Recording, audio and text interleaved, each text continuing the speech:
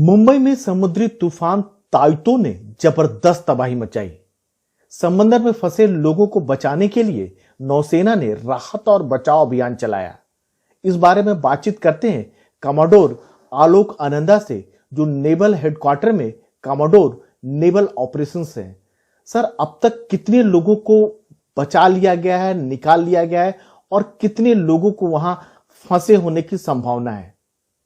Good evening. अभी जो हमारे पास लेटेस्ट रिपोर्ट है उसके हिसाब से हमने 186 लोग पापा 305 बाज के जो हैं उनको सुरक्षित हम लेकर बॉम्बे आ चुके हैं। साथ में टग वराप्रदा के 2 लोग जीवित और 49 मोर्टल रिमेन्स वो अभी तक बॉम्बे लाए जा चुके हैं। सर, जब नौसेना को समुद्र में लोगों के फंसे होने की खबर मिली तो कैसे आपने राहत और बचाव अभियान जो है लॉन्च किया? नहीं, इस साइक्लोन की हमें इंफॉर्मेशन तो करीब 13 तारीख से ही मिल रही थी कि ये साइक्लोन आने वाला है, और ये भी उम्मीद थी कि ये साइक्लोन इंटेंसिटी काफी ज्यादा होगी। तो इस हिसाब से हमने अपने जहाजों को तैयार करके रखा था। उसके पहले भी हमने लोगों को वार्न किया था कि इस तूफान में ना जाएं और शेल्टर्ड वाटर्स में और हार्बर्स में वापस आ जाएं। पहला जो इमरजेंसी हमें एट सी जिसकी हमें खबर मिली वो 16 तारीख की शाम में, जब हमें पता चला कि मैंगलोर के पास एक जहाज कोरोमंडल एक्सप्रेस 9 वो ग्राउंड हो गया है और उसमें जो लोग फंसे हैं उनको बचाना है। फिर 17 तारीख की सुबह जब कंडीशन में थोड़ी इंप्रूवमेंट हुई तो हमने एक हेलीकॉप्टर लॉन्च किया और उस जहाज से 4 लोगों को एरियल रूट से बाहर निकाला। उसी समय हमें यह खबर मिली कि एक बार्ज P305 जो हमारे ऑफशोर डेवलपमेंट एरिया में था, उस बार्ज के जो एंकर्स जो उसको होल्ड करते हैं, एक जगह पे उसको रखते हैं, वो एंकर्स टूट गए हैं और वो बार्ज ड्रिफ्ट कर रहा है। तो जैसे ही हमें यह खबर मिली हमने अपने जहाजों को तुरंत मुंबई से रवाना किया। हालांकि उस समय मुंबई में कंडीशंस जो थी वो बहुत सीवियर थी। करीब 120-140 किलोमीटर प्रति घंटे की रफ्तार से हवाएं चल रही थी। लहरों की ऊंचाई बहुत ज्यादा थी, काफी बारिश हो रही थी। उसके बावजूद हमने एक एक करके अपने 3 जहाज घंटों की मशक्कत के बाद वहां से निकाला और उनको रवाना किया उस जगह की तरफ जहां पे हमें ये खबर मिली थी कि पापा 305 संकट में है। जब हम वहां पे पहुंचे तो उस जगह पर तो दृश्य और भी भयावह था। वहां पे हवा की रफ्तार करीब करीब 140 से 150 किलोमीटर प्रति घंटे की थी और लहरों की ऊंचाई करीब 6-7 मीटर थी।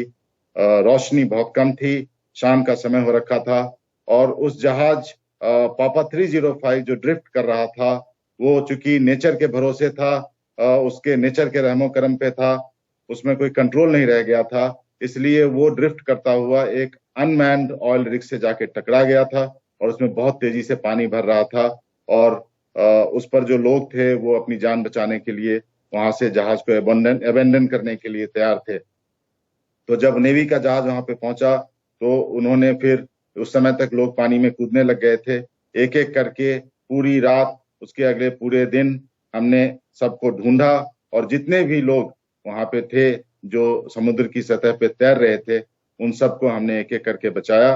और मुझे ये बताते हुए आपको काफी संतोष हो रहा है कि हमने काफी भारी संख्या में 186 लोगों को जीवित और सुरक्षित वहां से बचा लिया है।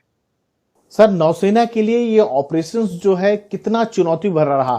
क्योंकि विजुअल जो देखने में काफी डिस्टर्बिंग है। रात के अंधेरे में नौसेना के हेलीकॉप्टर जो है लोगों को निकाल रहे हैं। कुछ अनुभव आप एनडीटीवी इंडिया के दर्शकों के साथ शेयर करना चाहेंगे? ये काफी चैलेंजिंग ऑपरेशन था क्योंकि जनरली अगर जैसे मान लीजिए समंदर में कोई आदमी गिर जाता है तो हम या तो अपनी बोट, जो हमारे जहाज पे बोट्स होते हैं, उनको इस्तेमाल करते हैं या फिर जो हमारे पास हेलीकॉप्टर होते हैं उनको इस्तेमाल करते हैं लोगों को उठाने के लिए। क्योंकि आप ये समझ रहे होंगे कि जहाज जिसकी टनेज करीब 6,000-7,000 टन स्टील, वो उसको मनूवर करते हुए आदमी को समुद्र की सतह से उठाना बहुत ही मुश्किल काम है। लेकिन ये एक ऐसी परिस्थिति थी जिसमें मौसम इतना खराब था कि ना तो हम अपनी बोट लोअर कर सकते थे, ना ही हम उस समय हेलीकॉप्टर लॉन्च कर सकते थे और लोग पानी में थे।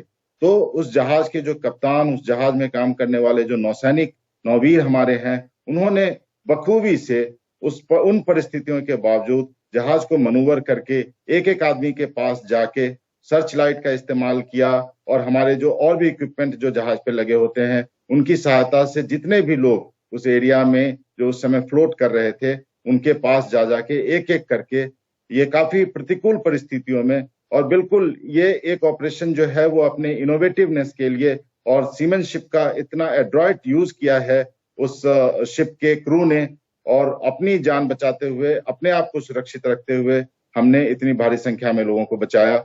ये बिल्कुल बहुत ही सराहनीय बात। सर जी, ये नौसेना का बचाव और राहत अभियान जो चल रहा है, इसका क्या स्टेटस है? कब तक सारे फंसे हुए लोग निकाल लिए जाएंगे, या ये कहें कि ये ऑपरेशन कब तक चलेगा? देखिए, जैसा आप सभी जानते हैं, भारतीय फौजें, भारतीय नौसेना कभी भी हार नहीं मानती हैं। इसलिए जब तक हम अंतिम आदमी तक को अकाउंट नहीं कर लेते हैं तब तक हम ये ऑपरेशन जारी रखेंगे। और जब अब थोड़ा मौसम वहां शांत हो रहा है तो हम उस ऑपरेशन में और भी स्पेशलाइज्ड इक्विपमेंट, स्पेशलाइज्ड शिप ला रहे हैं, ताकि हम उस जहाज का जो जहां पे उस जहाज के जो रिकेज है, जो वो समुद्र की सतह पे, तल पे जाके बैठा हुआ है, वहां भी हम अपने डाइवर्स भेजेंगे और हम ये देखने की कोशिश करेंगे कि वहां भी कोई फंसा हुआ हो तो उनको भी हम वहां से निकाल सकें, उनके मोटर रिमेन्स निकाल सकें। और जहां तक हो सकेगा हम कोशिश यही करेंगे कि जब तक आखिरी आदमी की अकाउंटिंग नहीं हो जाती है तब तक हम ये ऑपरेशन जारी रखेंगे।